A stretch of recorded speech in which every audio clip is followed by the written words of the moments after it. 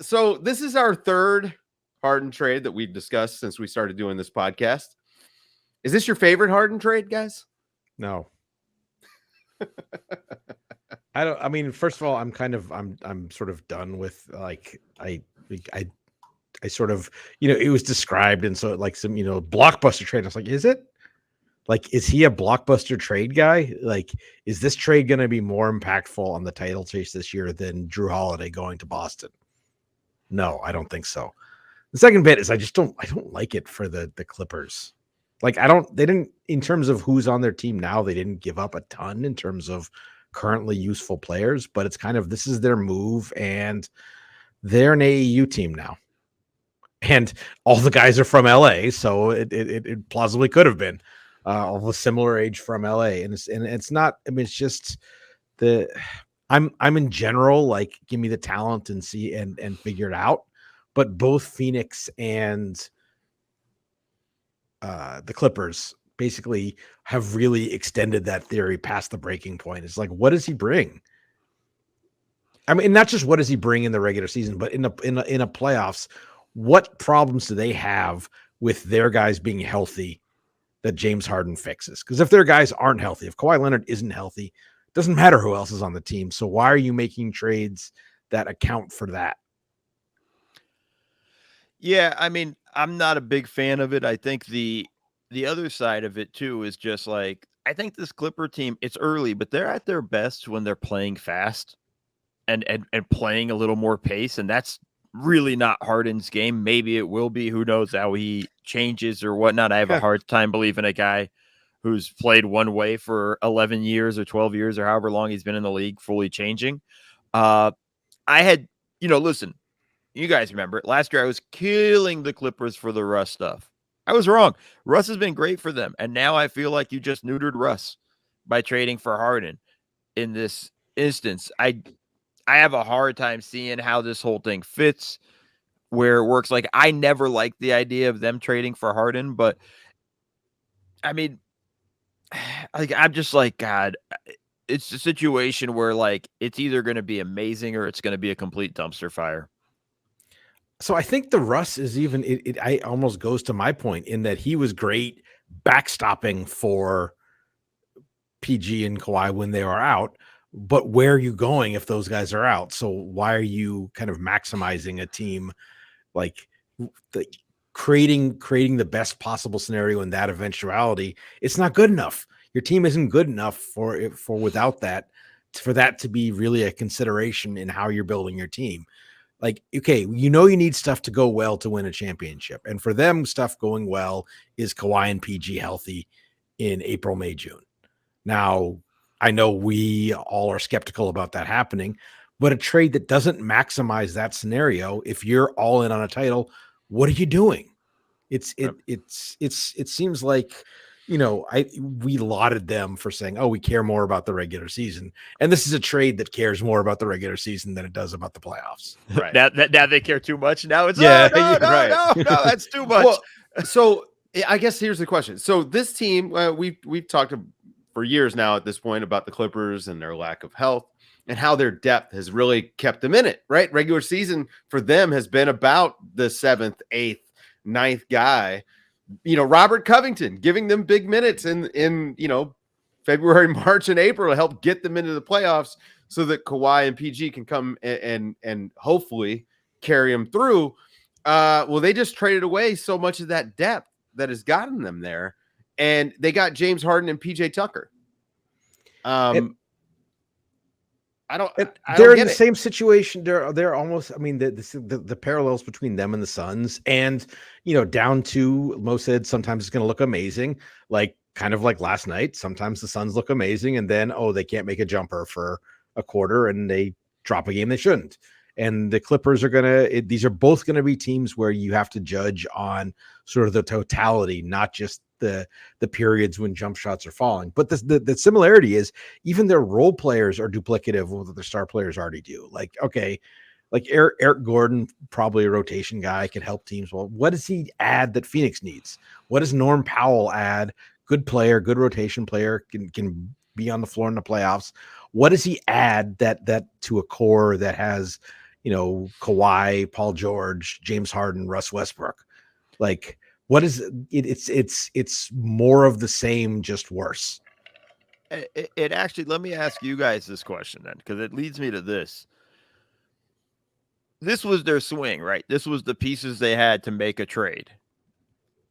Was this the right guy to go after? Like, would they have been better off waiting and seeing how the rest of the season plays out and see who does become available? Because there's going to be guys that are going to become available. I don't know if they would have necessarily the package. I mean, we also have to talk about it was a small package, although the pick that they gave up is going to be pretty valuable for Philly.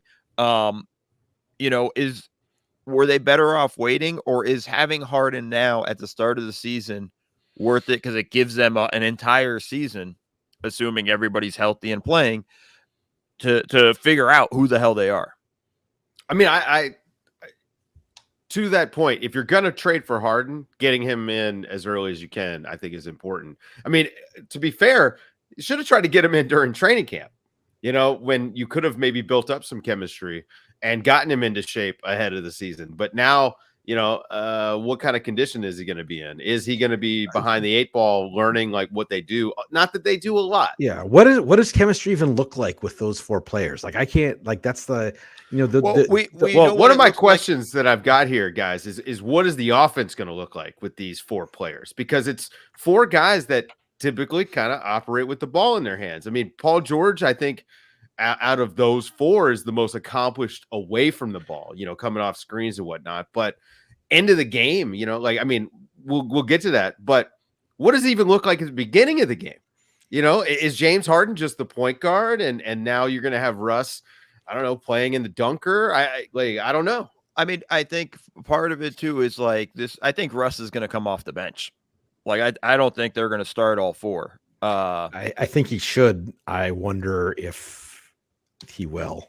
Yeah, well, I think that's the stuff they'll have to figure out. But like, I think that's something that they're going to have to really kind of figure out. But we've also seen it the second time around with the Russ and Harden.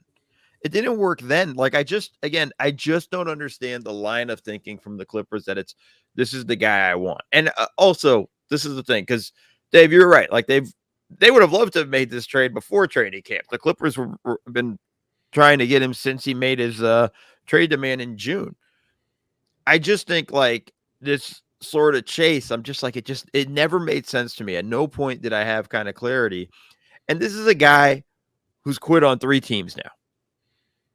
Like, let's just like, this is part of his legacy. And now you have to sign him to a contract after this year that's going to be pretty ridiculous, I would imagine. I don't know, I don't think he's going to get a small number here.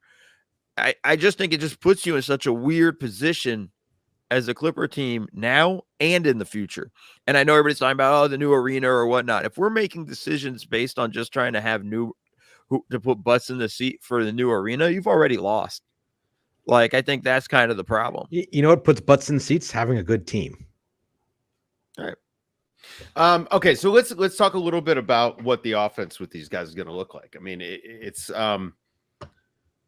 they do a lot of isolation typically. Although the first game of the season they did have 36 assists, so maybe a little bit of a commitment to moving the ball. But is it going to just be Harden, Zubac pick and roll, and everybody else space around them with a little bit of Kawhi cooking here and there, or is Russ going to run the offense and we're going to see Harden spot up a little bit more? What do you guys expect to see? They're going to play in 4-4 time, and beat 1 is going to be Kawhi ISO. Beat 2 is going to be Harden pick and roll. Beat 3 is Paul George coming off a pin down. Beat 4 is Russ doing whatever, and it's going to be in that sort of rhythm all game long.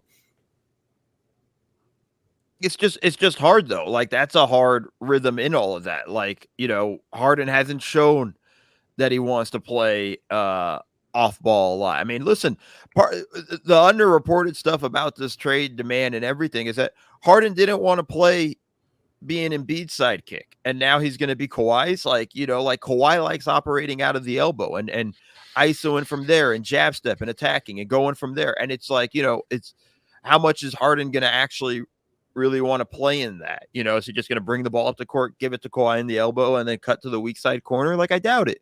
You know, I think there's going to be, and you know what? He might do that at the start, but like, I don't see that as something that's going to be when we're in March, April, May, that he's going to keep doing it. Like, I think there's a lot of stuff there that, like, I think Ty is a great coach. This has just become a very difficult coaching job.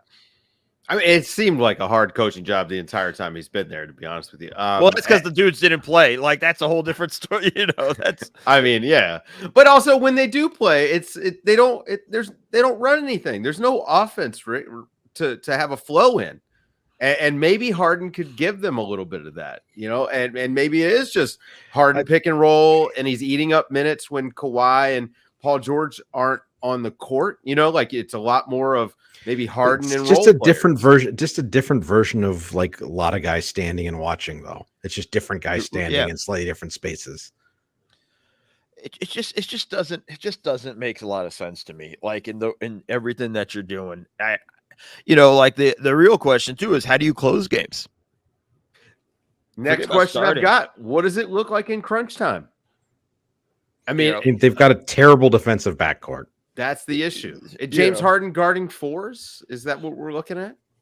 Like, is there a, like, I don't know, the idea that of PJ Tucker, like defensive, you know, master key or whatever. I think that's an idea that's 2 or 3 years past its sell by date. You know, how does Terrence Mann fit in with this? Are you closing games with one of the other 4 perimeter guys? Like, assuming they're healthy, PG and Kawhi are the 2 best players there. They need to be on the court. Obviously, the best 2-way players. Okay, so do you play those 2 and Harden and Russ and Terrence Mann? That's tiny. But Terrence Mann probably, you know, especially because there's only one ball and you're probably playing a lot of ISO on offense. Terrence Mann should probably be on the court, but who sits for him? Like, they need Zoo on the floor. Like, that's the thing. Like, you know, you said it yourself. That's a tiny lineup. And even if you replace Mann with Tucker, same thing. Still a tiny lineup. And in the West, the West is big. For the most part, you got to go through Denver, and I get it. We'll play 5 out and make Jokic have to defend and all that stuff. Man, they'll figure that out. Like, the Denver has a better chance figuring that, how to deal with Jokic defending on the perimeter versus having to deal with the other way around, right? Where the teams have to defend Jokic. Like, I just think that's going to be an impossible task for them. And I get it too. I think teams are going to be like, hey, please run as much Harden Zubac pick and roll as you want. Like, we don't want Kawhi to get the ball. We don't want PG to get the ball. Like, please run as much offense through Harden as possible. And I think that's, you know, a recipe for disaster in the long run, man. Like, I just don't like the trade for the Clippers. I never liked the idea of them getting Harden.